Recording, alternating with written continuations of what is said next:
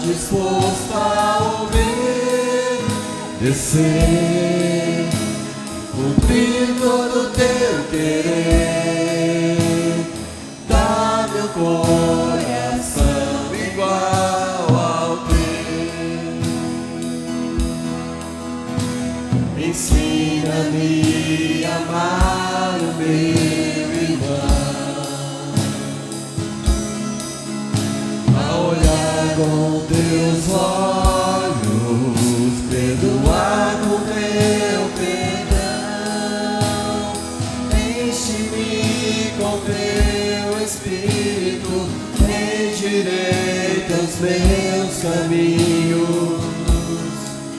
Ó Deus, dá-me um novo coração. Enche-me com teu Espírito, endireita os meus caminhos. Ó Deus, dá-me um novo coração. Dá-me um coração igual ao teu, meu mestre. Dá-me um coração igual ao teu, coração disposto a obedecer, cumprir todo o teu querer. Dá-me um coração igual ao teu, coração disposto a obedecer, cumprir todo o teu querer. Dá-me um coração igual ao teu.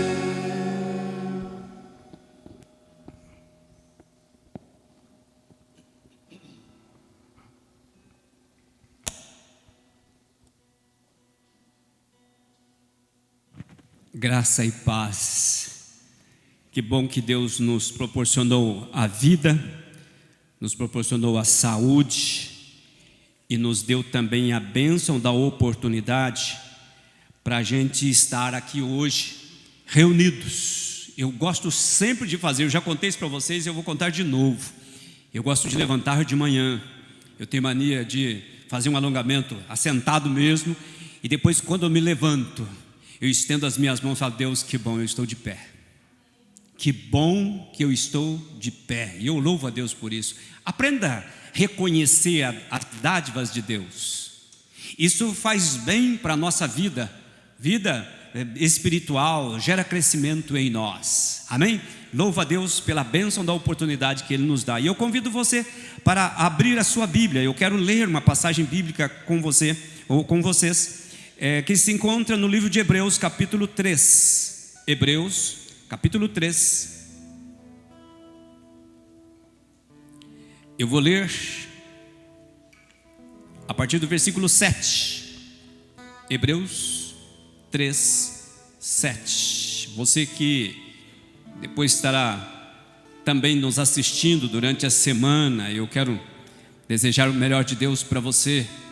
Que a bênção do Deus onipotente, Deus Pai, Deus Filho, Deus Espírito Santo esteja sobre a tua vida, a tua casa, teu lar, enriquecendo a tua vida em nome de Jesus. A palavra de Deus diz assim: assim pois, como diz o Espírito Santo, hoje, se ouvirdes a sua voz, não endureçais o vosso coração como foi na provocação, no dia da tentação no deserto, onde vossos pais me tentaram, pondo-me à prova, e viram as minhas obras por 40 anos. Por isso, me indignei contra essa geração e disse: esses sempre erram no coração. Eles também não conheceram os meus caminhos. Assim, jurei na minha ira: não entrarão no meu descanso. Tende cuidado, irmãos, jamais aconteça de haver em qualquer de vós perverso coração de incredulidade, que vos afaste do Deus vivo. Pelo contrário, exortai-vos mutuamente, cada dia, durante o tempo que se chama hoje, a fim de que nenhum de vós seja endurecido pelo engano do pecado, porque nos temos tornados participantes de Cristo, se de fato andarmos firmes até o fim, guardarmos até o fim a confiança que desde o princípio tivemos. Enquanto se diz hoje: se ouvirdes a sua voz, não endureçais o vosso coração. Amados, eu gostaria que nós iniciássemos esse culto pensando que hoje é um dia especial na vida da igreja metodista, porque é o dia que nós denominamos o dia do coração aquecido. E eu gostaria de pensar, esta passagem ela está dizendo assim: olha, se ouvirdes a sua voz, não endureçais o vosso coração. Nós cantamos também um cântico que diz assim: dá-me um coração igual ao teu, um coração capaz de amar como o Senhor, de enxergar como o Senhor, de ter fé, de avançar no poder do Senhor. Quando celebramos esse dia do coração aquecido, nós precisamos nos perguntar se a nossa lembrança ela apenas faz com que a gente mantenha a tradição, ou ela gera em nós um desejo de ter um coração novo, um coração igual de Deus, um coração capaz de fazer a obra, capaz de avançar, capaz de perdoar, capaz de receber perdão, capaz de buscar cura. E eu escrevi alguma coisa pensando numa história do metodismo. Diz que Billy Graham estava numa excursão, visitando a Inglaterra, e foram lá no museu, onde está as lembranças, né? Está lá uma estátua, né? Um monumento, obrigado, eu queria, olhando para você, tentando lembrar aqui, tinha lá um monumento de Wesley. E diz que Billy Graham, ao chegar na sala de oração, no quarto de Wesley, havia marcas de onde ele costumava ajoelhar para orar. Então, eles naquela visita, quando foram reunir as pessoas para o retorno, descobriram que estava faltando um do grupo. E aí eles foram procurar, o Billy Graham não estava juntos, foram procurar, encontraram ele lá no quarto onde o Wesley orava. Ele estava ajoelhado no mesmo lugar e orando a seguinte oração: faz de novo, Deus, faça de novo. Ou seja, o que Billy Graham estava dizendo é o seguinte: John Wesley viveu um avivamento que transformou a sua nação. Vidas, famílias foram transformadas, foram libertas. E Billy Graham estava dizendo: Deus, nós não temos visto isso hoje, então faz de novo, faça de novo. E todos nós conhecemos a história de Billy Graham, um homem que Deus usou para mudar a história da sua geração também. Deus usou a vida dele para transformar gerações, transformar vidas, famílias, lares.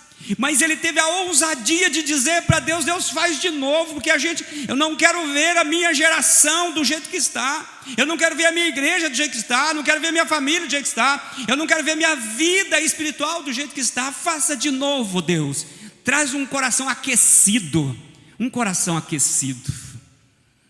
Eu não sei se você teria coragem ou está disposto a fazer a oração que Billy Graham fez. Faz de novo, Deus. Assim como o Senhor transformou a vida de John Wesley, assim como o Senhor usou a vida de John Wesley, faça de novo um avivamento na minha vida, na minha geração, no meu meio, na igreja na qual eu estou, para que o nome de Deus seja glorificado e vidas sejam alcançadas, vidas sejam transformadas. Amados, há muitas vidas caminhando por este mundo atormentado por todo tipo de tormenta. E eu e você precisamos ter um coração aquecido, ou seja, transformado, vivificado, cheio de poder, para fazermos diferença nessa geração. Eu quero convidar você para orar um pouco. Talvez nesses dias que nós começamos a ouvir falar da necessidade de distanciamento, da necessidade da gente se cuidar, e sim, nós estamos ficando gripados, agora estão mudando, já não é mais a Covid, é a gripe, é a dengue, não é? Pois é, e nós precisamos continuar cautelosos. É necessário cautela, sim. Mas, amados, eu quero clamar a vocês que nós possamos tomar cuidados com a questão do distanciamento, mas que em nome de Jesus, que esse distanciamento não nos distancie de Deus, que não nos afaste da presença de Deus, ao contrário, nos faça render aos pés de Deus, faz dizer para Deus: Deus, faz de novo, o avivamento que o Senhor fez em Wesley, faz na minha vida, faz na nossa igreja, transforma, Deus. Eu quero convidar você tem aí um genuflexório, se você sentir bem à vontade, eu quero convidar você a colocar os seus joelhos nesse genuflexório, e eu quero que você faça a oração que Billy Graham fez. Seja ousado, fala para ele: faz de novo, Deus, faz na minha vida, transforma a minha vida, dá-me um coração igual ao teu, um coração capaz de obedecer, um coração capaz de fazer diferença. Creia nesse poder de Deus, diga para Deus: faça de novo, Deus. Faça essa oração nessa noite, Deus vai te ouvir, Deus vai te honrar, Deus vai honrar a igreja. Deus quer derramar um avivamento sobre a nossa igreja, sobre as nossas vidas. Deus quer que nós tenhamos um coração transformado, uma vida transformada. E é nesta noite, a palavra de Deus está dizendo: se ouvides a sua voz, não endureçais o vosso coração. E eu quero que você ouça, tenha o coração aberto, para que nesta noite Deus possa falar no teu coração.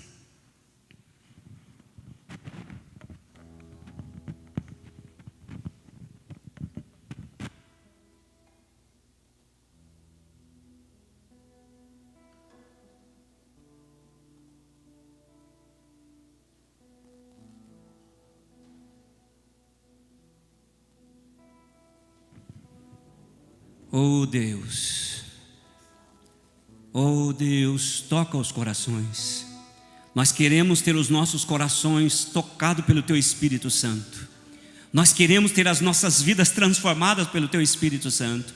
Nós não queremos só a religiosidade, nós não queremos contentar Deus com a zona de conforto. Nós queremos que o Senhor faça de novo. Ó Deus, não queremos ser apenas pessoas que lembram a história de John Wesley, mas queremos viver a realidade que ele viveu, queremos experimentar o que ele experimentou. Nós queremos ser cheios do Teu Espírito, queremos ser movidos pelo Teu Espírito, queremos ser tocados por esse poder que aqueça o coração, que transforma, que traz perdão, que traz cura, que traz libertação, que traz despertar para glorificar o Teu nome, que faz de nós mensageiros de boa nova, faz de nós fazedores de discípulos, faz de nós, Deus, um testemunho vivo para conduzir vidas a Ti.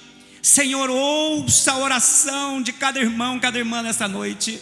Ouve, Deus, o clamor e faça de novo, Deus, que haja um derramar do Teu Espírito em nós, que esse culto seja a oportunidade certa do Senhor falar no nosso coração, que nós tenhamos corações e mentes abertas, que nós tenhamos os corações quebrantados diante de Ti. Ó Deus, e que o Senhor possa, através de cada ato deste culto, ministrar em nós. Ó Deus, que nós não saiamos daqui da forma como entramos, mas saímos daqui com um propósito novo, com o nosso coração ardendo, transformado, com o desejo de ser diferente, de viver de forma em que glorifica o Teu nome. Senhor, ouça o nosso clamor.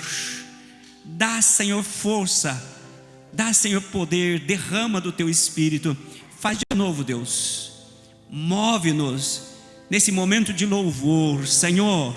Aqueça o nosso coração, e que esta noite seja uma noite que possa marcar as nossas vidas, em nome de Jesus e para a glória do Teu nome, Jesus. Aleluia, graças a Deus.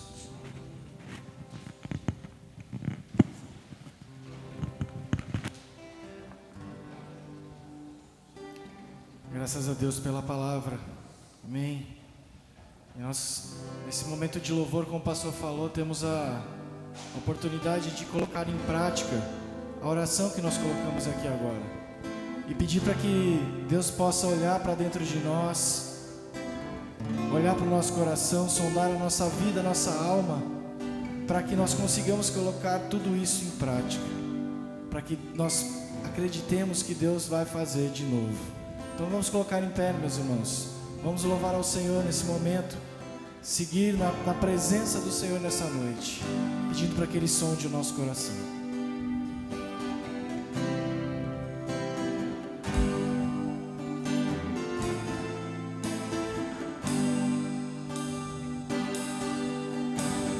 Sonda-me, Senhor, e me conheces. Quebranta o meu coração. Transforma-me conforme a tua palavra e enche-me até que em mim se ache só de ti. E então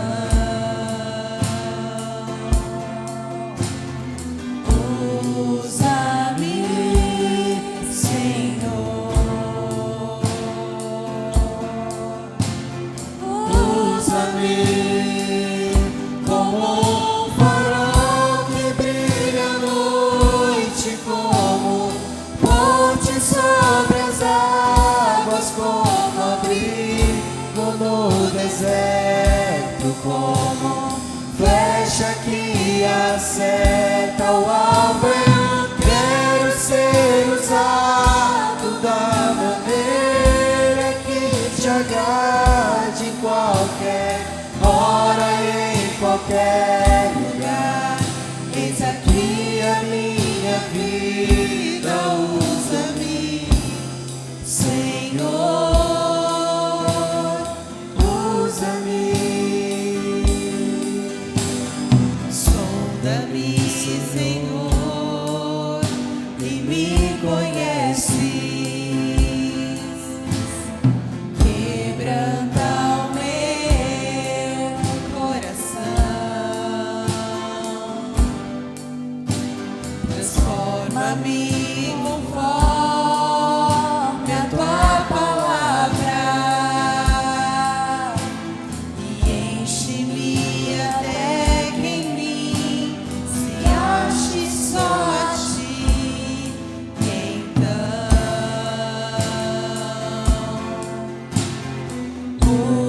usa-me, Senhor.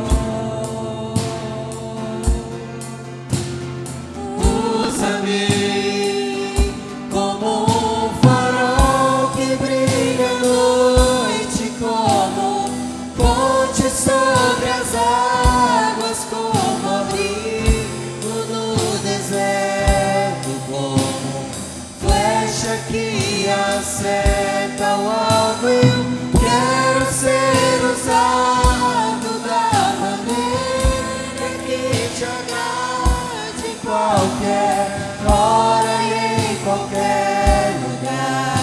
Eis aqui a minha vida, usa-me, Senhor, usa-me. Sonda-me, quebranta-me, transforma-me,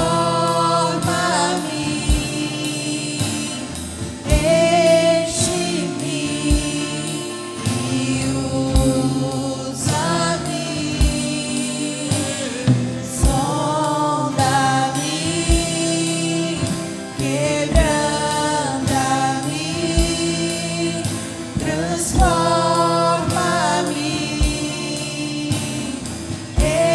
enche-me e usa-me. Farol que brilha à noite, como ponte sobre as águas, como abrigo no deserto, como flecha que acerta o alvo. Eu quero ser usado da maneira que te agrade em qualquer hora e em qualquer lugar. Eis aqui a minha vida, usa-me, Senhor, usa-me. Glória ao teu nome, Senhor, aleluia. Quando a gente clama ao Senhor para que Ele olhe para dentro de nós, nós temos que acreditar que uma transformação real vai acontecer. E não é uma transformação que fala, poxa, a gente não sempre confiou em Deus, a gente não sempre teve o coração entregue na presença de Deus. Glória a Deus por isso. Que nós continuemos assim, mas que Ele movimente em nós e transforme o nosso agir a cada dia.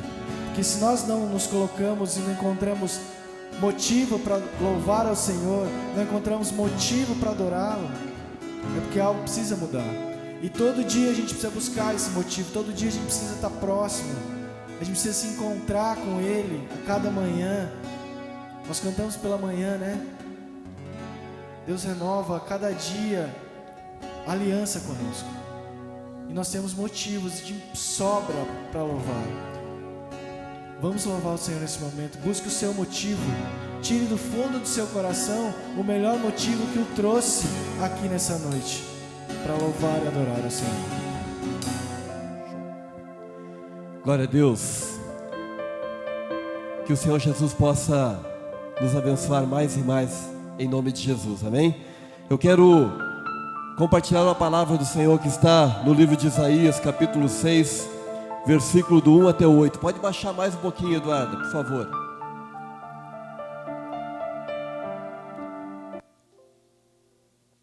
Deixa assim, pode deixar assim mesmo, melhor.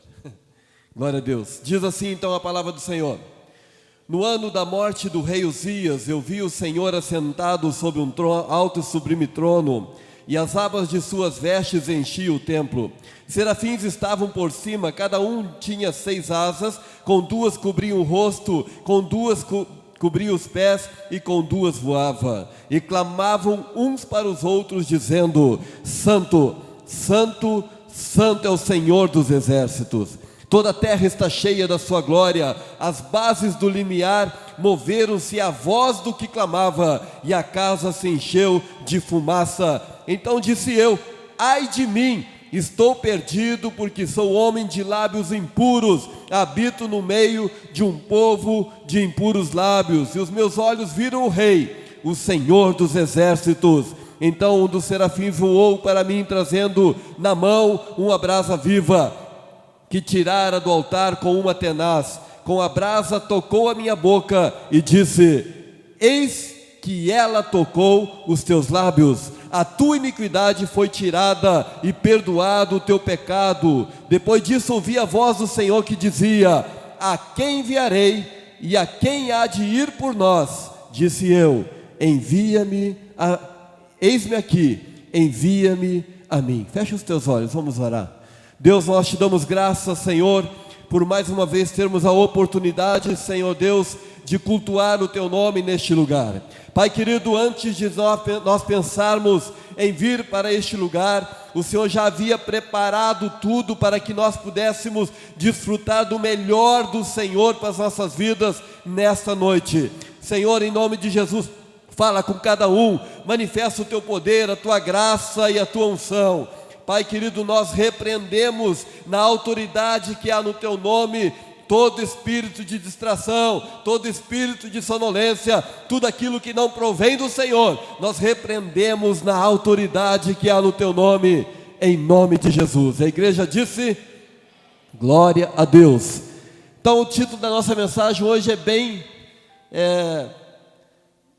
sugestivo para o momento que nós estamos vivendo: experimentando mais de Deus. Quem gostaria de experimentar mais de Deus? Levanta a sua mão. Qual é o objetivo dessa mensagem e esse propósito? Primeiro é despertar em você uma busca por um relacionamento mais profundo de Deus.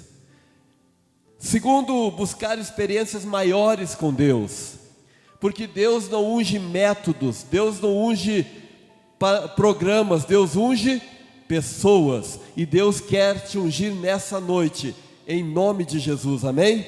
Nós estamos vivendo praticamente 284 anos no dia em que John Wesley teve uma experiência sobrenatural, onde ele teve o seu coração aquecido. E nós ouvimos hoje pela manhã que muitas vezes nós queremos fazer talvez as coisas que John Wesley faz, nós queremos usar os métodos que John Wesley faz, mas nós não queremos pagar o preço que John Wesley pagou. Nós vamos ver com algumas breves inserções aquilo que John Wesley fazia, e que se nós colocássemos talvez 10% daquilo que ele fez, essa igreja estaria lotada, não haveria lugar para tanta gente neste lugar.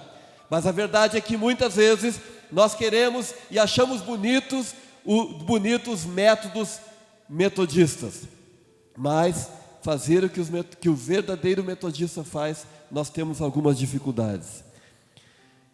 A revelação de Deus, ela é progressiva, ela não para. Muitas vezes nós estamos estacionados em um determinado local, nós estamos parados em um determinado local, mas a palavra de Deus nos mostra, e a experiência que John Wesley teve nos mostra também, que a vida com Deus, ela é uma atividade progressiva. John Wesley buscava incessantemente ter uma experiência com Deus. Sempre há mais de Deus para mim e para você. Você crê nisso, sim ou não?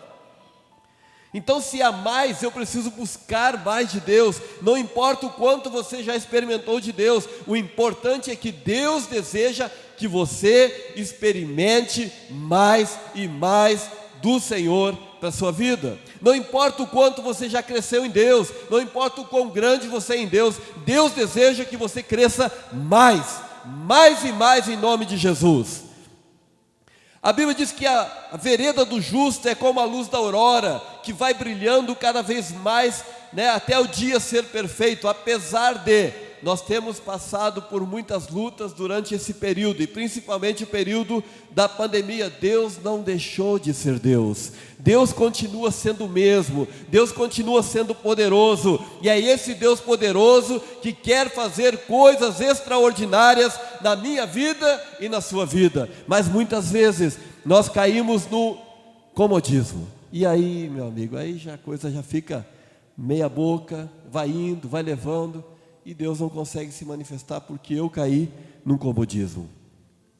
Esse texto de Isaías, ele não é apenas um relato da vida de Isaías. Se nós formos prestar atenção, ou então uma mera e simplesmente uma menção de um momento do povo de Deus, fruto de uma aliança que Deus havia feito com Abraão e o povo hebreu, mas nós precisamos ver nesse texto algo que serve para a minha vida e para a sua vida.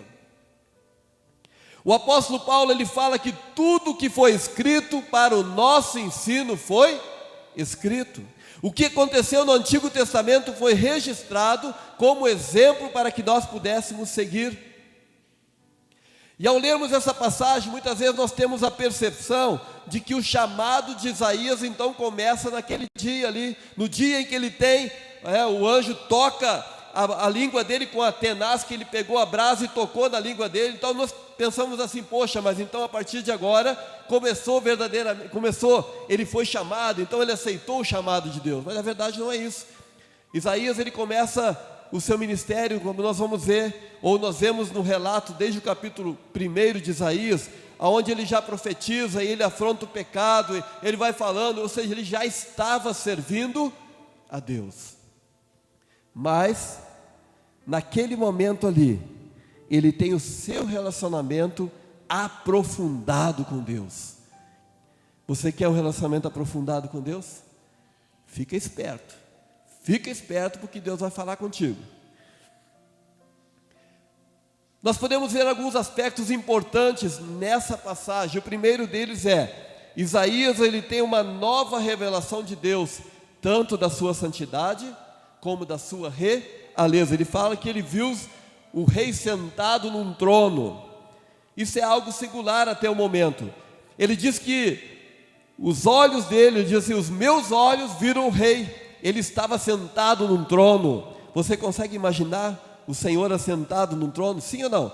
Nós precisamos fazer uma visualização daquilo que nós ouvimos muitas vezes. Ele estava sentado num trono. Trono significa cadeira dos governantes. Também ele disse assim que a orla do seu manto enchia o templo. Ele estava falando do manto real, revelação de Deus na sua santidade e na sua realeza. Uma percepção nunca antes experimentada por Isaías. É algo sobrenatural, ou pode ser até que Deus nunca havia se manifestado a Isaías daquela maneira. E segundo, a Bíblia diz que a voz daquele que clama, fazendo uma referência aos serafins, chacoalhou o templo. O templo era o centro ou a sede de todo culto, ou de toda manifestação religiosa. E o que serve para nós? É que todos nós precisamos ter uma chacoalhada que estremeça os alicerces da religiosidade na nossa vida. Nós não podemos ficar conformados. Se nós formos ver a vida de John Wesley, por exemplo, ele era um camarada que ele começou a pregar, mas ele estava insatisfeito com aquilo que ele estava vivendo, até o dia que ele tem uma experiência com Deus. Nós só vamos conseguir avançar se nós passarmos a viver uma vida de inconformidade com aquilo que o Senhor tem, ou que Ele já deu para nós. Nós precisamos ser gratos, sim, por aquilo que Ele te deu, nós precisamos ser gratos por aquilo que Ele já fez, mas falando de vida com Deus, nós não podemos nos acomodar. O Henrique está aqui, vai confirmar comigo. Quando a gente quer que a tropa não avance, não continue marchando, a gente dá o comando de marcar passo. Então nós ficamos marcando passo, e a tropa então não avança. Mas na vida espiritual, marcar passo significa andar para trás, e a Bíblia diz que Deus não se agrada de quem olha para trás. Terceiro lugar, fala que a fumaça turvou o lugar. Deus, ele faz várias vezes menções de fumaça, nuvem, né? Quando Salomão orou, Deus encheu o templo com a nuvem de glória. Essas menções eram recorrentes na Bíblia. E qual seria a intenção de fazer com que Deus turvasse aquele lugar ali, com aquela fumaça? Sempre que um aspecto negativo aparece, ele precede a uma substituição por algo positivo. Ou seja, se algo positivo precisa vir, o que está ruim precisa ser tirado. Antes de plantar, eu preciso arrancar. Antes de edificar, eu preciso derrubar. Se o velho não for removido, se a natureza velha sem Jesus não for removida, não há como o novo do Senhor Jesus entrar e fazer aquela chacoalhada na minha vida e na sua vida. Quarto lugar, o impacto no profeta foi tamanho que ele declarou, ele sentiu que ele era um homem de lábios impuros e que ele habitava no meio de um povo que tinha também os seus lábios impuros. Mas só que ele acusa o povo do pecado. Antes, nós fomos ver os primeiros capítulos, ele vai falando que o povo pecava, e vai, ai deles, até que ele tem uma experiência com o Senhor. Isaías, ele experimenta um toque santificador de Deus.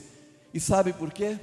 Porque o propósito de Deus não é te dar diagnóstico. O propósito de Deus é te proporcionar, além do diagnóstico, através da busca por uma experiência maior, a cura, a libertação e uma nova visão, uma nova vida no Senhor. Todos estão entendendo?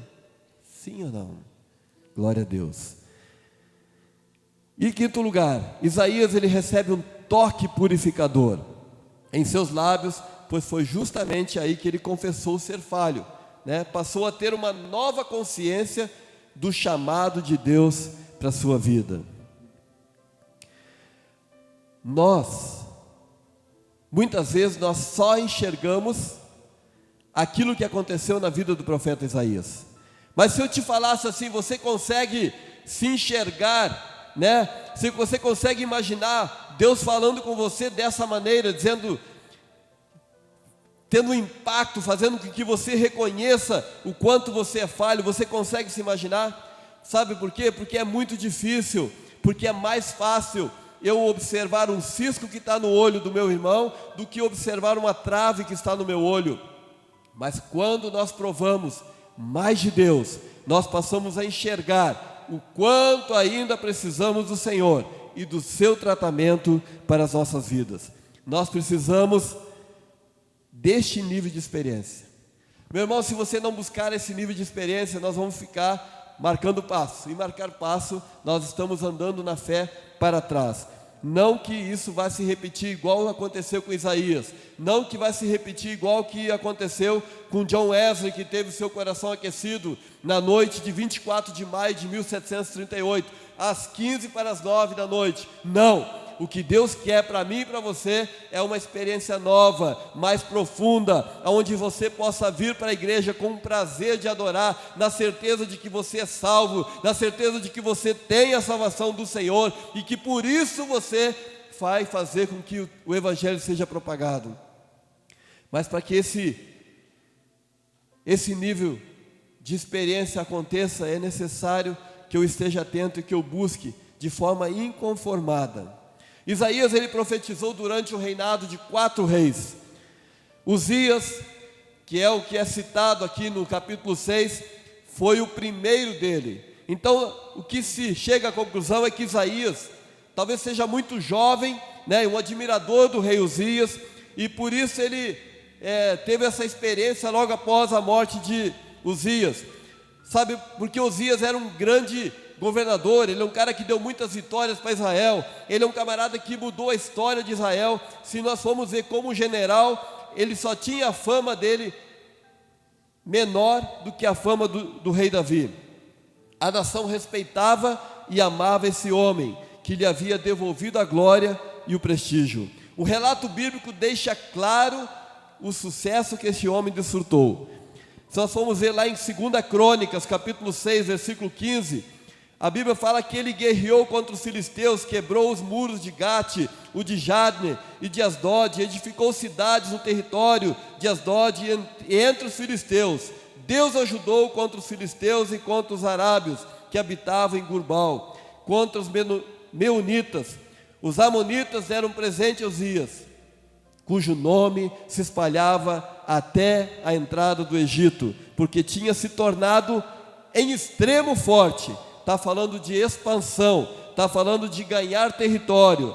Também edificou Uzias torres em Jerusalém, a porta da esquina, a porta do vale, a porta do ângulo, e os fortificou, porque tinha muito gado, tanto nos vales como nas campinas, tinha lavradores e vinhateiros, nos montes e nos campos férteis, porque era amigo da agricultura. Está falando que Isaías, ele era um grande investidor em todas as áreas e na estrutura de defesa.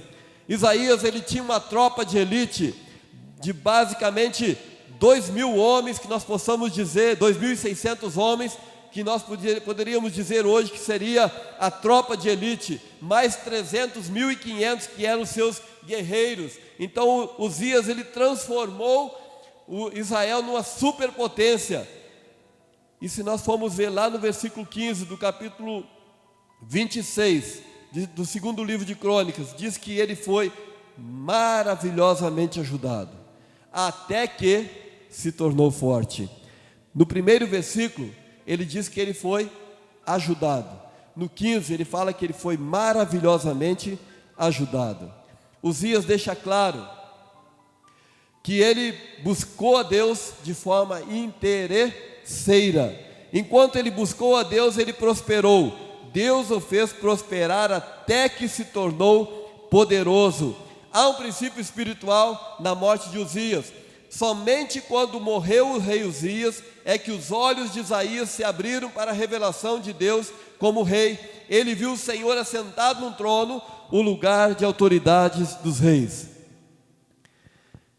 Se nós queremos entrar numa nova experiência com Deus, o primeiro Uzias precisa morrer em nossas vidas. Todos estão entendendo? Vocês conseguem fazer uma relação do Uzias aqui na nossa vida? O Uzias tem a ver com materialidade, tem a ver com o desejo carnal. Uzias tem a ver com a vontade humana. Uzias tem a ver com aquilo que é contra o Espírito. A Bíblia diz que a carne milita contra o Espírito e o Espírito contra a carne. Essa carne que ele está falando aqui simboliza o rei Uzias. O rei Uzias figura alguém que quer usar Deus apenas como trampolim. Nós vamos ver isso mais adiante um pouco. Para receber o que deseja, sem um compromisso ou aliança com Deus. Meu irmão, se você não quiser compromisso com Deus, ok, mas não espera respostas maravilhosas de Deus. Deus, ele se manifesta com aquele que tem compromisso com Ele. Deus, ele se manifesta com aquele que se compromete com Ele. Deus, ele se manifesta com aquele que não se conforma com a vida espiritual que leva. Ele começou corretamente, mas depois demonstrou o que de fato estava no seu coração. A Bíblia diz ainda, no capítulo 26 do segundo livro de Crônicas, 4 e 5, diz que ele fez o que era reto, segundo tudo que fizera Amazias seu pai. Propôs-se a buscar a Deus nos dias de Zacarias, que era entendido nas visões de Deus. Nos dias em que buscou ao Senhor, Deus o fez prosperar. Quando é que Deus vai fazer você prosperar? No dia em que você No dia em que você pode falar. No dia em que eu buscar o Senhor. Deus vai fazer com que você avance, com que você prospere no dia em que você buscar o Senhor. Nós falamos muito, né, da vida de John Wesley. O Henrique vai saber um pouquinho agora, né? Está chegando aí. Mas John Wesley, por exemplo, ele acordava 4 horas para orar, orava 3 horas por dia. Ei, nós viemos aqui na sexta-feira, nós temos 1 hora de oportunidade para orar e vem uma meia dúzia de pessoas. Ei, o que nós queremos de resultado? Será que nós vamos ter resultado com essa entrega? Fica uma pergunta no ar. Talvez sim. Talvez a misericórdia de Deus seja tão grande que eu, mesmo me acomodando, Deus vai fazer com que aconteça alguma coisa. Mas John Wesley só teve grande sucesso. Só foi o homem que transformou a Inglaterra, tornou a igreja metodista na 3ª maior dos Estados Unidos, 70 milhões de metodistas no mundo inteiro, porque esse homem pagou um preço. Se nós não pagarmos um preço, se nós acharmos que com meia hora de oração, ou com uma merreca de oração diária, nós vamos querer algum resultado, ei, mera ilusão. O texto diz que Uzias, ele foi maravilhosamente ajudado até que se tornou forte. Essa expressão até que mostra que a partir de então Deus já não era mais necessário para a vida de Uzias. Uzias é o retrato do sentimento que há no coração de todos os que buscam o Senhor por interesse, apenas para alcançar aquilo que querem. Será que a minha busca tem sido verdadeiramente de coração? Ou será que a minha busca tem sido uma busca interesseira? Eu ouvi um pregador dizendo que toda aproximação de Deus, ela tem um interesse. Mas se essa aproximação do Senhor for uma aproximação de adorar, de querer crescer, de querer avançar, de querer usufruir mais de Deus, de querer mergulhar mais em Deus, Deus vai fazer questão de fazer com que você tenha essa experiência. Tão logo Uzias alcançou o sucesso, Deus se tornou descartável para ele. O meu pedido nesta hora para o Espírito Santo é que mostre para você, assim como me mostrou durante todo esse tempo que eu estou trabalhando em cima dessa mensagem, falando: Deus, mostra o que o Senhor quer falar para a tua igreja, que o Espírito Santo de Deus possa falar com você agora, que em nome do Senhor Jesus, quantas vezes nós temos tornado Deus descartável na nossa vida? É assim que muitos cristãos têm agido. É só chegar à época, por exemplo, de grandes desafios, que as pessoas viram crente. Jovem, quando vai fazer vestibular, então o rapaz faz jejum, faz campanha de oração, hora de madrugada, hora de dia, hora de noite, intervalo do almoço, faz a oração de Daniel, faz o jejum de Daniel. Mas quando é aprovado, Deus já não é mais importante. Pessoas se achegam à igreja, precisam de restauração familiar, outros necessitam de restauração financeira, cura e assim por diante. E quando recebem, nós nem temos notícia dessa pessoa. Isso acontece porque o ser humano por si, todo ser humano por si, ele tem a natureza egoísta. Sua carne o leva a pensar somente em si mesmo. Por isso nós precisamos confrontar o nosso coração. O pastor, ele fala sempre no discipulado que você precisa olhar para o espelho e orar por você. Isso tem a ver com confronto. Você precisa confrontar o seu coração com a verdade que é a palavra de Deus e se quebrantar diante de Deus. Veja que depois que Uzias se torna poderoso, olha o que acontece com a atitude dele. Ele diz assim, versículo 16 do 2º livro de Crônicas, do 26. Mas havendo-se já fortificado, exaltou-se o seu coração para a sua própria ruína e cometeu transgressões contra o Senhor seu Deus, porque entrou no templo do Senhor para queimar incenso no altar do incenso. O rei Uzias simboliza a autossuficiência. Isaías, ele tinha admirado muito Uzias.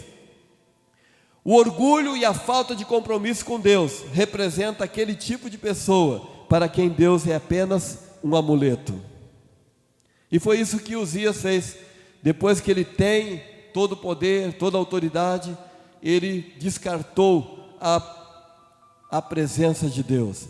Isso representa que muitas vezes Deus, nós não correspondemos mais com as intervenções de Deus. Uzias precisa morrer se nós quisermos ver a glória de Deus tomando conta do nosso coração, tomando conta através de uma intimidade, de profundidade com o Senhor.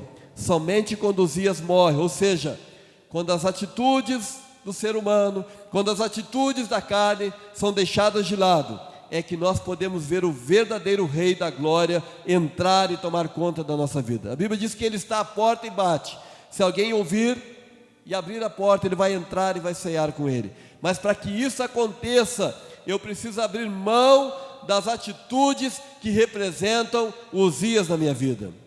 Isso fala de deixar da vontade humana, fala de materialidade, fala de interesse, para que nós possamos permitir que Jesus entre e faça morada. Nós precisamos deixar tudo isso de lado, permitir que Jesus entre e domine a nossa vida. É tempo de nós vivemos em constante arrependimento diante de Deus e assumimos uma nova postura, uma nova mentalidade, uma mentalidade de alguém que tem um encontro com o Senhor. Uzias tem que morrer, mas como isso pode acontecer? Nós não estamos falando que a pessoa está vivendo em pecado, não. Isaías não estava vivendo em pecado, John Wesley não estava vivendo em pecado, pelo contrário, ele era um cara extremamente correto, excessivamente correto. O que Deus quis fazer com Isaías e com John Wesley foi fazer com que ele tivesse uma nova visão, ou uma verdadeira visão da glória dele para a sua vida. Talvez ele estivesse confiando tanto no rei Uzias, porque ele tinha conquistado tanto, que foi necessário que Uzias morresse para que ele, não tendo mais a presença do rei Uzias, ele pudesse então estar com o seu coração sensível à voz e à visão do Senhor para a sua vida. Mas é necessário que eu queira isso aí, amém? Nós precisamos querer. Isaías pregava, mas ele não tinha tido um encontro real com Deus. E como que Uzias morre, né? Uzias, ele entra no templo, ele oferece o incenso, e isso era proibido, só quem podia fazer isso era o sacerdote. E aí entra uma outra figura chamada sacerdote. Você é sacerdote na sua casa, sacerdotisa? Sim ou não? Sacerdote fala, sacerdote se posiciona, sacerdote se levanta, sacerdote ora, sacerdote clama e sacerdote se posiciona em nome de Jesus e não negocia princípios. O sacerdote, quando vê Uzias entrando no templo, ele chega para Uzias e diz assim: ei, isso não compete a você, isso é somente o sacerdote que pode fazer isso. Uzias, ele se indigna com aquilo ali, ele tinha nas suas mãos o incenso para queimar. Quando ele se indigna com aquela atitude do sacerdote, ele imediatamente tem uma lepra na sua testa.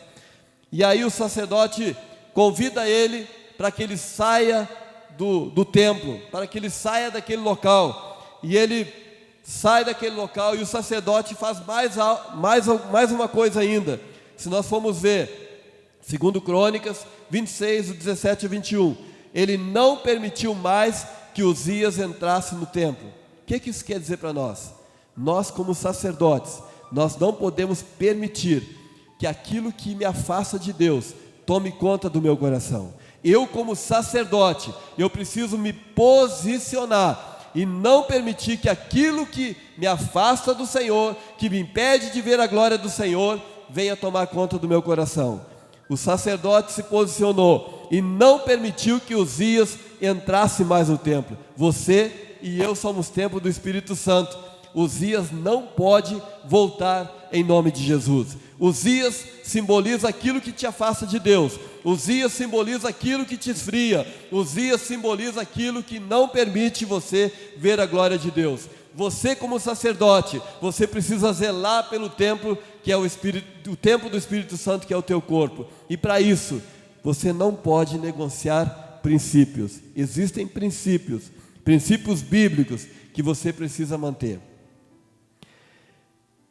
A Bíblia diz que o Senhor é quem feriu o rei Uzias com a lepra, mas isso só aconteceu porque os sacerdotes se posicionaram.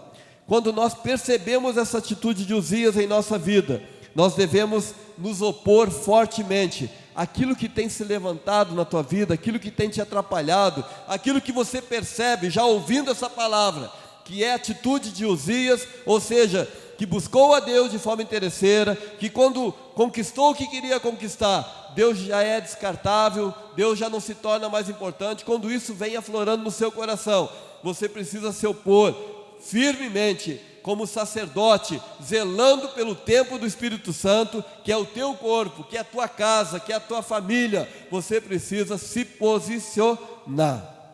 Nós somos santuários de Deus e também sacerdotes instituídos para cuidar desse santuário. Nós devemos nos posicionar contrariamente toda vez que o rei Uzias se levantar dentro de nós. O rei Uzias aqui é a luta da carne contra o espírito. Deus não é descartável, mas a nossa carne nos leva a viver muitas vezes uma vida egoísta, e nós precisamos reconhecer, identificar isso nas nossas vidas, para que nós possamos nos opor, nós resistir, expulsar e não permitir que isso volte nunca mais. Não há morte instantânea. O rei Uzias, ele não morreu de forma instantânea, e nas nossas vidas também é assim. Não adianta nós fazermos uma única oração e achar que tudo vai se resolver. Nós temos clamado aqui toda sexta-feira por cada um desses bancos, e eu tenho certeza que ao seu tempo Deus vai encher isso aqui em nome de Jesus. Deus vai encher, ou então Deus, a Bíblia fala que Ele vela pela palavra dEle, é a palavra dEle. Se nós clamarmos, Ele vai ouvir. Então nós temos clamado todas as sextas-feiras, direcionados pelo nosso reverendo, para clamarmos e acreditarmos que um dia nós teremos essa igreja lotada. Mas isso não acontece numa única oração. Muitas vezes nós temos um desafio e nós oramos uma única vez e nós achamos que Deus precisa resolver, que Deus precisa fazer. Deus até sabe que você precisa, mas Deus quer ver qual é o tamanho da tua persistência. Deus quer ver quanto você está disposto a pagar. John Wesley, ele orou muito, e ele não estava preocupado com o tempo de oração. Nós precisamos fazer com que a vida de oração, a vida de entrega, a vida de resistência ao Uzias que muitas vezes se levanta na nossa vida, possa ser constante, para que nós possamos ver a glória do Senhor sobre as nossas vidas. Nós também, como sacerdotes, nós devemos manter tudo isso que nos afasta de Deus longe de nós, em nome de Jesus. Devemos nos opor continuamente a Ele, até que morra e já não haja mais sua influência nas nossas vidas. A Bíblia diz que nós devemos resistir ao diabo e ele fugirá de nós. Se você resistir, ele vai fugir, mas se você não resistir, ele é invasivo e vai avançar. É isso que acontece quando nós nos referimos ao rei Uzias. Uzias era uma referência para Isaías, e ele foi necessário que ele morresse. Para nós hoje, nós precisamos fazer com que esse Uzias morra, para que eu e você possamos usufruir da graça, do poder, da manifestação do Senhor sobre as nossas vidas. A todo tempo existe a necessidade de uma rendição completa, humilhação contínua diante do Senhor, e isso não acontece de forma automática, mas vale a pena. A possibilidade de ver o Rei e conhecê-lo no novo nível deve nos motivar todos os dias. Quando eu estava lendo essa passagem de Isaías, eu falei: Deus, em nome de Jesus, eu quero viver o sobrenatural, eu quero viver isso para a minha vida, eu quero ver a glória do Senhor se manifestando, mas eu preciso manter essa busca todos os dias na minha vida. E nesse contexto, eu quero falar um pouquinho, só um pouquinho, porque já foi falado bastante, da vida de John Wesley e da vida de Susana Wesley, sua mãe. Por estarmos vivendo então o mês da família, dia 24 nós reverenciamos, ou fazemos menção do dia em que John Wesley teve o seu coração aquecido, mas eu quero voltar um pouquinho e falar de uma senhora ou de uma jovem chamada Susana Wesley. Nasceu em 1669 em Londres, 25ª filha. Ela, desde muito pequena, ela já costumava ver o seu pai a ler 20 capítulos da Bíblia por dia. Um hábito que ele começou quando tinha só 5 anos e que manteve até a sua morte. Isso impactou a vida de Susana de maneira tamanha que ela pegou isso como referência. E aí nós vamos ver uma outra coisa. Quando nós abrimos mão de Uzias, quando nós oramos, quando nós clamamos, talvez a gente não veja o resultado, mas a nossa família, os nossos sucessores podem e vão sentir o impacto daquela busca. Isso aconteceu com Susana Wesley. Aos 19 anos, ela se casa com Samuel Wesley e começou praticamente o seu ministério dentro de casa. Nos 19 anos seguintes, ela teve com Samuel Wesley, 19 filhos, 2 dos quais cresceram para trazer milhões de almas para o Senhor Jesus, que foi John e Carlos. Uma mãe exemplar, foi mãe de John Wesley, fundador do metodismo, e Carlos Wesley, um dos maiores compositores de hinos de todos os tempos.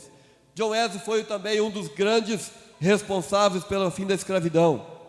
Susana foi para John Wesley, seu filho, o grande exemplo.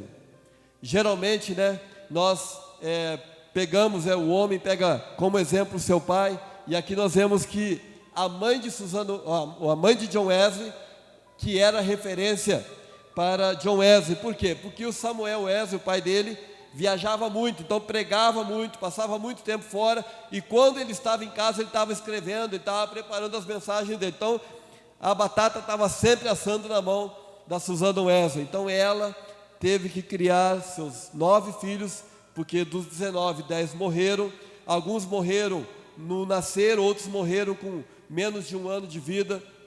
Então ela começou a educar os seus filhos e criá-los, porque o pai era muito ausente, era um pregador e vivia pregando. O pai de John Wesley queria que ele fosse um camarada profundo estudioso das Escrituras, e Susana se preocupava que ele fosse alguém que fosse usado por Deus para transformar vidas. Ela sofreu privações, pobreza, e em 1709 ela tem um grande choque, um grande impacto, porque a casa em que eles moravam pega fogo, e aí os filhos são resgatados, crianças são resgatadas. Nós ouvimos de manhã, de forma muito, muito enriquecedora, mas eu fico imaginando a cena do pai contando a filharada do lado de fora, e de repente falta um. Quem é? É John Wesley. Ele tenta voltar, subir na escada e só fogo, fumaça. Ele volta então e encomenda a alma do filho, do querido filho. O relato fala que ele encomenda a alma do querido filho, porque ele já acreditava que ele tivesse morrido. E nesse momento ele desperta e vai até a janela, põe algo, uma superfície para que ele pudesse ficar na janela e clamar por socorro. Aí os vizinhos fazem aquela escada humana e tiram o filho de lá. E a Susana, a mãe, diz assim, fazendo menção de Isaías: você é um tição tirado do fogo, e consagra o filho. Ela fez isso a exemplo de Ana, que consagrou o filho Samuel. E ela faz aquela oração, ela fala: eu te ofereço a mim mesma e tudo que me tens dado. Resolvo, dá-me graça para fazê-lo. Resolvo que o resto da minha vida seja dedicado ao teu serviço, tenciono cuidar mais particularmente da alma desta criança que misericordiosamente proveste, e muito mais que tenho feito até o presente. E ela vai falando mais. Ela faz uma outra oração, ela diz assim: todos os meus sofrimentos, pelo cuidado admirável do Deus onipotente, cooperam para promover meu bem espiritual e eterno. Glória seja a ti, Senhor. Ela tinha uma prática de 6 horas por dia, durante 20 anos, que ela ensinou seus filhos, de maneira tão abrangente, que eles se tornaram notavelmente apaixonados por livros. Certa vez ela é questionada por Samuel Wesley, dizendo assim: por que você se assenta aí ensinando a mesma lição durante 20 vezes a essa criança medíocre, e ela calmamente responde: se tivesse me satisfeito em mencionar esse assunto somente 19 vezes, todo o esforço teria sido em vão. Foi a 20ª vez que coroou o trabalho. Ela tinha filhos educados, né? Desde muito cedo eles tinham que aprender, já tinham que aprender a temer a vara já desde cedo já. O negócio era pegado para eles. Também 9 começaram a orar. Eles aprendiam a orar desde que começavam a falar, né? Começaram a estudar exatamente com 5 anos. Ela era diretora de uma escola que tinha os filhos mais velhos como professores. E aí ela começa a pregar na cozinha da paróquia e de repente Samuel recebe uma carta de alguém que diz que ela está pregando. E aí o Samuel tenta repreender ela e ela diz assim: olha, se for ordem para parar eu paro, mas as pessoas estão sendo abençoadas. Então ela continuou, promovia o bem-estar dos filhos. Além dos cultos domésticos, ela tinha uma hora de conversa ou de assuntos espirituais com cada filho. Isso chama-se discipulado na veia. Quando nós, logo no início aqui, quando nós começávamos a ouvir de discipulado, para alguns era uma novidade, né? Para alguns, nossa, discipulado, o que é isso, o que é aquilo? Mas é só nos voltarmos na história e pegar esse exemplo aqui, que nós vamos ver que isso aqui era discipulado na veia mesmo. Não tem outro jeito, na verdade. Discipulado na veia, não tem para onde correr. E ela fazia, né, dava as conversas dela, de maneira que quando John Wesley, já crescido, ele ainda assim voltava e tinha conselhos com ela. Ou seja, uma vez discipulador, sempre discipulador. Ela orava frequentemente assim, dizia assim: dá-me graça, ó Senhor, para ser uma cristã verdadeira. Isso fala de progressividade. A vida cristã, ela é progressiva. Ajuda-me, Senhor, a lembrar que religião não é estar confinada à igreja ou a um cômodo, nem exercitar somente em oração e meditação, mas é estar sempre na sua presença. Não só quando convém, amém? Não só quando convém, quando a coisa está pegando, quando a água bate no calcanhar, que a gente vai dobrar o joelho para orar. Nós precisamos buscar esses exemplos e estar sempre na presença do Senhor. Ela dá vários conselhos. Se nós tivermos a curiosidade de pesquisar mais um pouquinho, nós vamos ver. Um deles, por exemplo, ela fala que todos deveriam ficar em silêncio durante o momento da adoração.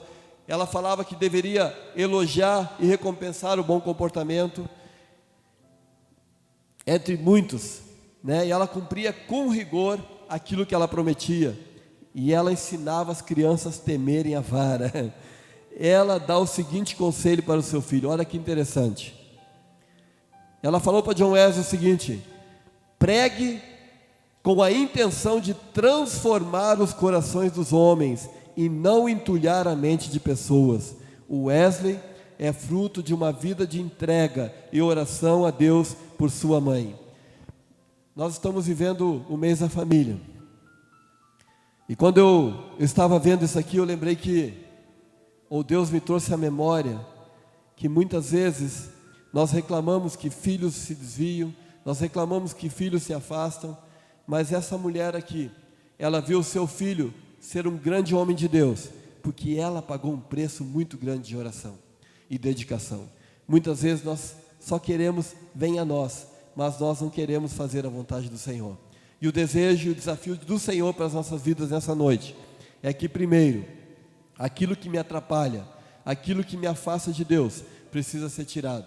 Segundo, eu preciso entender que sem uma vida de oração, sem uma vida de consagração, sem algo que venha buscar o sobrenatural de Deus para a minha vida, não tem como eu ter resultados.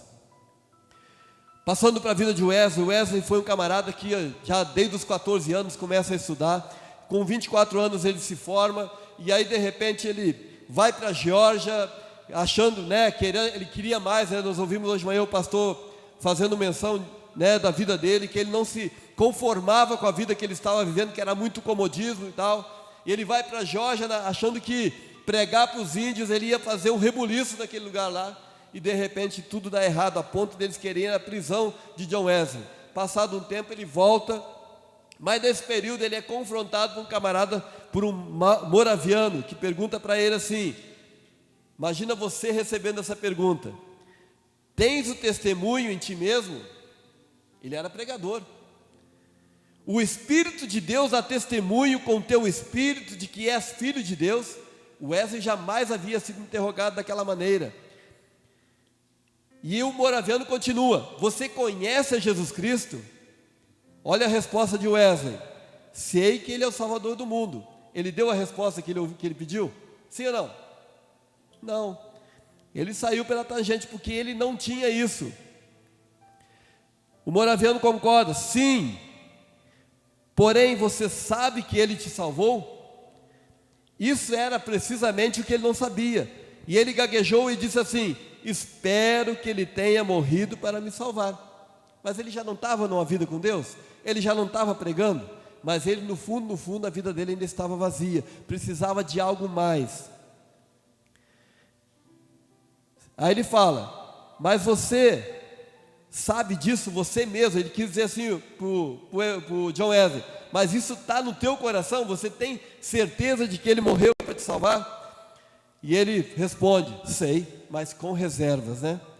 E depois de tantos confrontos, ele resolve então buscar a graça de Deus até o fim.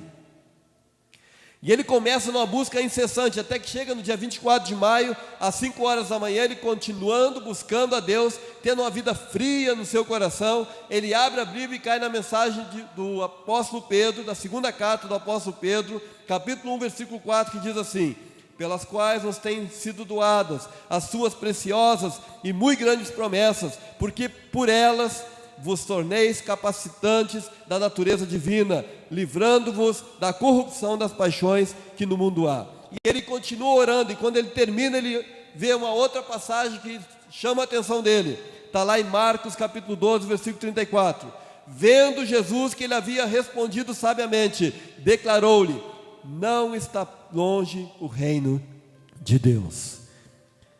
E aí então ele vai numa reunião à noite, numa rua chamada Aldergast, e houve uma pessoa que estava lendo a Epístola aos Romanos do prefácio de Lutero, e ele estava descrevendo as mudanças que Deus tinha operado no seu coração, e aí ele começa então a sentir o seu coração aquecido.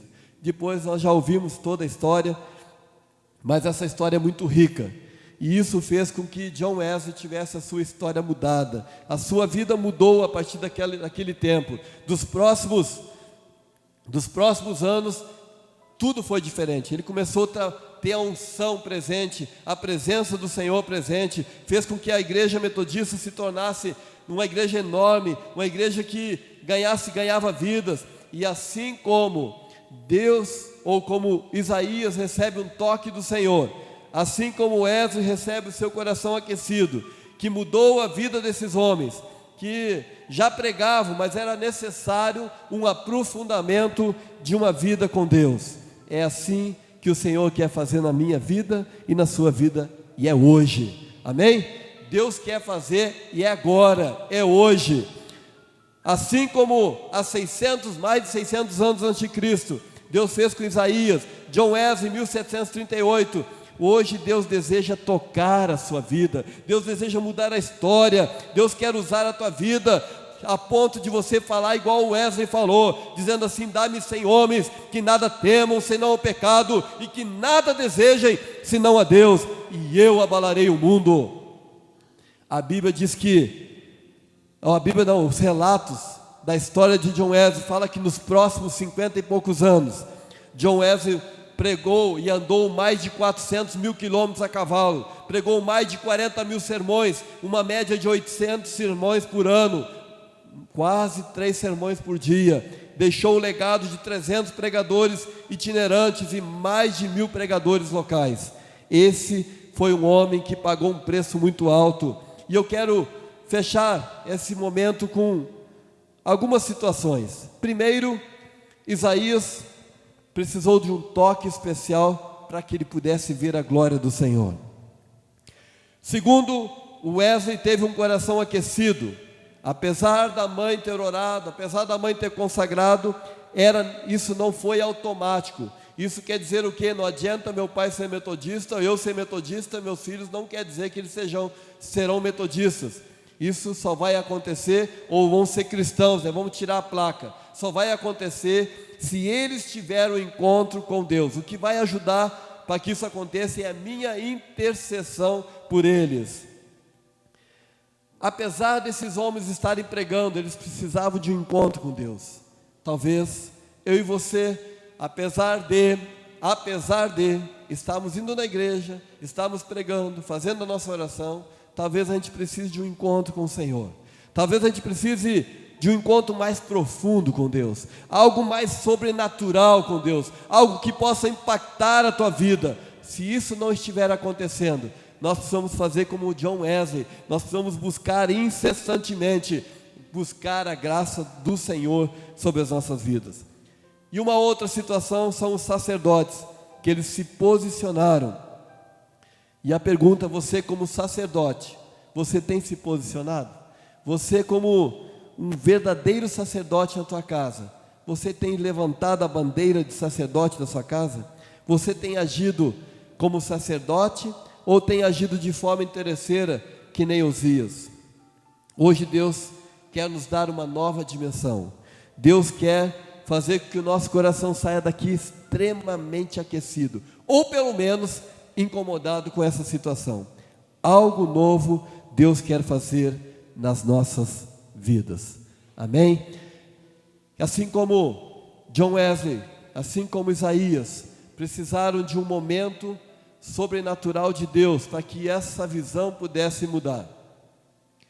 O desafio que Deus colocou no meu coração nessa noite, durante a semana em que eu estava trabalhando sobre essa passagem, sobre esse texto, quando fui desafiado a falar nessa noite, e esse é um privilégio, o que Deus colocou no meu coração é exatamente isso que eu vou falar. Talvez nós venhamos a precisar de um impacto profundo do Senhor nas nossas vidas. Talvez nós tenhamos, por muitos anos, por muito tempo, pregado, falado, cumprimentado com a graça e a paz do Senhor, mas talvez aquele toque especial, aquela brasa tirada do braseiro e colocada na nossa língua, que venha fazer com que eu reconheça a minha pequenez diante do Senhor, ainda não tenha acontecido. E se aconteceu, e isso está meio apagado, porque a brasa, quando nós tiramos do braseiro, ela fica fora. Primeiro ela tem um pouquinho de cinza, se continuar fora, ela vai apagar, e nós nos tornamos muitas vezes piores que pessoas do mundo. O desafio do Senhor para mim e para você nessa noite é que nós possamos viver uma nova dimensão no Senhor. Fique de pé em nome de Jesus, vamos estar orando.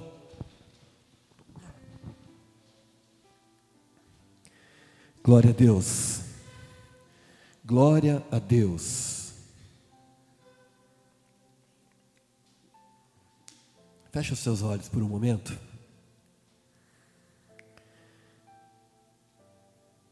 Eu não sei como está o teu coração. Muitas vezes nós queremos ir a um culto, e eu tinha me proposto, havia até comentado com a minha esposa que havia me proposto a falar algo motivacional para a igreja, algo que fosse de forma motivacional, mas Deus começa a incomodar a gente precisa obedecer. E de repente Deus começa me confrontando numa situação que nem essa. E eu não sei como é que está a tua vida, quais têm sido os teus desafios, quais têm sido as tuas lutas, aonde que entra a figura de Uzias na tua vida, e que você tem muitas vezes aceitado e não tem resistido como aquele sacerdote. Talvez para que você veja o Rei da glória, o Senhor dos senhores, seja necessário que você se levante como sacerdote, não aceitando aquilo que tem acontecido na tua vida, aquilo que tem se apresentado na sua vida, na vida profissional, na vida familiar, aonde quer que você esteja. Quantas vezes você tem aceitado? Quantas vezes você não tem agido como profeta, como um sacerdote no teu lar? Quantas vezes você não tem agido como um sacerdote no teu trabalho e tem dito: Senhor, eu não aceito a maneira que está, eu quero mais, porque o Senhor me prometeu mais, e eu quero mais, mas eu quero viver na plenitude, eu não quero viver de maneira interesseira, eu quero viver o melhor do Senhor para a minha vida, eu quero viver uma vida de adoração, uma vida de santificação, uma vida que possa ver a glória do Senhor sobre a minha vida. Quantas vezes eu tenho baixado a cabeça e o inimigo tem tido vitória sobre a minha vida? Quantas vezes eu tenho baixado a cabeça e o inimigo tem tido vitória no trabalho, na família? Quantas vezes eu tenho reclamado que o meu filho não está do jeito que eu quero, mas eu não tenho tido o trabalho ou a dedicação, porque orar não é coisa fácil, orar é difícil, orar é uma resistência, orar é uma guerra tremenda no reino espiritual. Quantas vezes, ao invés de eu clamar, ao invés de eu colocar o meu joelho no chão, eu tenho reclamado que meu filho não vai à igreja, eu tenho reclamado que meu filho não se rende aos pés do Senhor. Mas tem uma canção que diz: a começar em mim, quebra corações. Como está o teu coração nessa hora? Como está o teu coração? Será que você tem agido como alguém que só vê os dias na sua vida, só vê a materialidade, só vê a questão humana? Será que você tem agido dessa maneira? Meu Deus, como está o teu coração? Hoje é dia de você receber e experimentar o melhor, que você possa levar para a tua casa nessa noite algo sobrenatural da parte do Senhor. E se a palavra te incomodou, glorifica a Deus, porque é exatamente isso que Deus quer falar contigo. E se Deus não falou nada, talvez você precisa atender o versículo que diz assim: se ouvirdes a voz do Senhor, não endureçais o vosso coração. Que nessa noite você possa sair daqui dizendo: essa palavra em algum momento foi dura, mas eu sei que o Senhor tem o melhor para mim. Eu sei que o Senhor tem o melhor para a minha família. Eu sei que eu vou viver o melhor do Senhor para a minha vida. Eu sei que eu vou viver o sobrenatural, mas eu vou me dedicar, eu vou orar não somente a sexta-feira às 19h30, mas eu vou ter uma vida de oração, uma vida na tua presença. É isso que o Senhor espera da minha vida e da sua vida. Se você não está nesse propósito, experimenta. Faz um desafio com você mesmo. Se você tem orado 1 hora, 2 horas, 10 minutos, 5 minutos, experimenta fazer desse tempo um tempo de qualidade, um tempo onde você abra o teu coração e possa ouvir o Senhor falar. Tem um dia que alguém falou assim, que ia orar todos os dias, e de repente essa pessoa é chamada de mal educada, porque ela chegava, orava, despejava todos os seus problemas, dizia amém e saía, mas Deus queria falar com ela também. Deus deseja falar com você nessa noite. Deus deseja falar com você. Deus deseja quebrar tudo aquilo que tem sido empecilho, tudo aquilo que você identificou como Uzias na tua vida. Deus deseja quebrar tudo aquilo que tem impedido você de receber a glória do Senhor. Deus deseja quebrar em nome de Jesus. E eu quero aproveitar mais uma vez, como é um momento da família. Semana que vem nós vamos estar celebrando com jantar. Eu quero te desafiar a você estar aqui na frente agora, para nós estarmos orando juntos, como família que se posiciona diferente em nome de Jesus. Fica à vontade, vamos estar aqui à frente em nome de Jesus. Você pode vir em nome de Jesus, glória a Deus. Vamos estar orando, vamos estar intercedendo, vamos estar clamando e colocando a nossa família diante do altar. Nós precisamos ver a glória do Senhor se manifestando na vida de cada uma das pessoas que fazem parte da nossa família. Você tem um grande desafio em ser sacerdote na tua casa. você tem o desafio de fazer a diferença. Eu quero te... Oh Jesus, põe a mão no seu coração. Começa a lembrar daquilo que tem sido desafio para a tua vida. Começa a lembrar daquilo que tem sido algo impeditivo para a tua vida. Começa a lembrar daquilo que tem te afastado do Senhor. Começa a lembrar daquilo que tem feito com que você dê mais valor a Uzias na tua vida do que a própria glória do Senhor. Comece a entregar tudo ao Senhor. Comece a despejar tudo no altar. Comece a despejar, a derramar a sua vida no altar. E quando sair daqui, saia por uma nova dimensão. Uma dimensão de alguém que tem uma experiência com o Senhor. Alguém que quando confrontado, se tem o testemunho em si mesmo, você possa levantar a tua cabeça e dizer: eu tenho testemunho em mim mesmo. Oh Jesus, glória a Deus.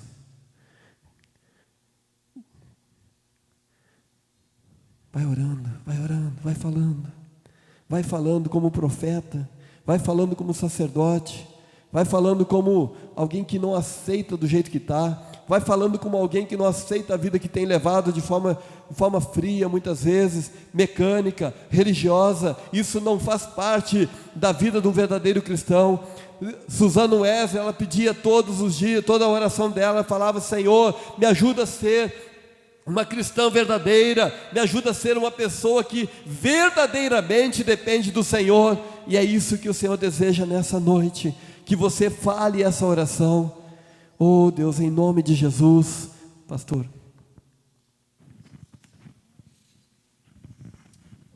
Deus, esse é o momento em que nós nos apresentamos a Ti, porque nós reconhecemos a nossa fragilidade, a nossa pequenez. Nós reconhecemos, Deus, que temos travado no dia a dia uma luta, ó Deus, dentro de nós, uma luta entre aquilo que nós queremos fazer, o melhor que queremos oferecer, ó Deus, o melhor que queremos ser diante de Ti. Mas existe dentro de nós, Deus, N razões, inúmeros motivos, ó Deus, para nos desviar de Ti, para nos fazer pensar diferente daquilo que o Senhor deseja para nós. Ó Deus, e no tocante às famílias, o Senhor sabe, Deus, quais são quais são as formas que nós temos usado para liderar com a nossa família. Ó Deus, queremos muitas vezes que elas sejam mudadas, mas sem que nós mudemos. Ó Deus, por isso transforma o nosso coração. Queremos, Deus, que o Senhor faça uma obra nova em nós, que o Senhor possa ministrar em nós, Deus, uma nova oportunidade, que nós possamos querer viver o novo do Senhor. Ó Deus, e que este novo viver em nós possa influenciar a nossa casa, influenciar a nossa família, que nossos filhos possam se regozijar no Senhor, possam vibrar no Senhor, por ver transformação em nós. Senhor, que Tu nos ajude a sermos melhores, pessoas profundamente comprometidas contigo. Ó Deus, e que nossas vidas sejam assim motivação para os nossos filhos, nossas vidas sejam assim uma motivação na nossa casa, e que, Senhor, a nossa casa se converta a Ti, mas que nós tenhamos coragem de colocar a nossa casa em ordem, tenhamos coragem de matar Uzias dentro de nós, ó Deus, o Uzias da comodidade, da zona do conforto, que nós tenhamos coragem, sim, Deus, de levantar em nome do Senhor, para ver nossa casa convertida, transformada pelo poder do Evangelho do Senhor Jesus. Pai, faça de novo em nós, para que nós possamos viver a glória do Senhor, para que nós possamos ver essa igreja manifestando o Teu poder, para que os vizinhos, para que a cidade, ó Deus, possa conhecer o Evangelho através de nós. Oramos, Deus, com ações de graças em nome de Jesus. Aleluia.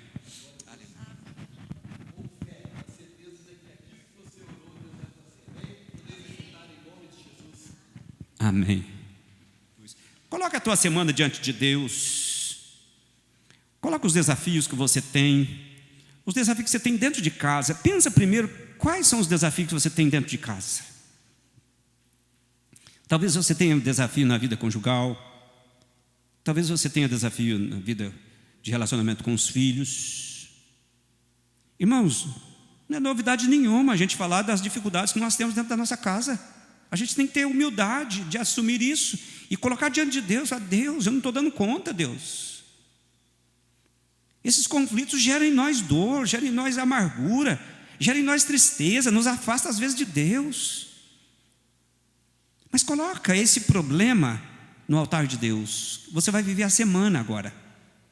Peça que a presença dele esteja com você, dando sabedoria, graça, unção, poder. Peça para Deus estar com você lá no teu trabalho. O trabalho também é um setor de grandes conflitos, mas que Deus dê unção para você ser um instrumento ali de bênção, um influenciador no teu ambiente de trabalho, ser um fazedor de discípulo ali, que Ele possa capacitar você, que Ele possa dar poder para você, que Deus traga prosperidade para o teu trabalho, que Deus traga prosperidade de saúde física para a tua vida, que Ele nos guarde de todas essas doenças que vêm nos atingindo, que Deus traga sobre a tua casa essa abundância da presença de Deus. Coloca a tua saúde física, emocional, espiritual diante do altar de Deus, em nome de Jesus. Deus, esse tempo de culto é uma maravilha, que coisa boa. É o tempo de louvor, tempo de adoração, é o tempo, Deus, de ouvir a tua palavra, é o tempo de ser ministrados, mas é um tempo também de recebermos a bênção, de, Senhor, tomarmos posse da bênção. E agora nós estamos voltando para casa. Pai, o Senhor sabe o quanto é grande o desafio que temos dentro de casa. Ó Deus, não só com relação aos relacionamentos, mas a manutenção da vida, da família. Ó Deus, o Senhor conhece os problemas de saúde, o Senhor conhece, Deus, outros problemas que fazem parte da lida da família. O Senhor conhece a lida do trabalho. Senhor, eu quero clamar em nome de Jesus, que o Senhor traga sabedoria, traga poder, derrama do teu Espírito sobre a vida de cada irmão e irmã, sobre cada família aqui representada, que o teu Espírito Santo possa ministrar sobre a vida de cada um de nós, que tenhamos uma semana de bênçãos. Ó Deus, nós não estamos pedindo que o Senhor tire de nós as lutas, as dificuldades, nós estamos pedindo que o Senhor esteja conosco, nos dando poder, força, capacidade para saber lidar com todos os conflitos que teremos durante a semana, e que o Senhor nos faça vencedores em nome de Jesus. Que o Senhor possa voltar conosco para casa, e que o Senhor possa permitir que o retorno para casa seja um retorno abençoado, tenhamos uma noite abençoada, um início de semana abençoado, ó Deus, porque nós cremos na presença do Senhor, e a presença do Senhor faz diferença em nós, e permita, Deus, que nós possamos fazer diferença na vida daqueles com quem nós convivemos durante a semana. Seja sobre nós a tua graça, Deus, pois nós oramos em nome de Jesus, que é o Senhor da igreja, é o Senhor da vida. Amém. Graças a Deus, e que a graça, e que a paz, que o amor, a misericórdia do Senhor, que essa paz consoladora do Espírito, esse amor de Deus, possa estar sobre cada um de nós, sobre as nossas casas, nos fazendo, Deus, mais próximo de Ti e vencedores em Ti, em nome de Jesus. Amém. Tenham todos uma semana abençoada.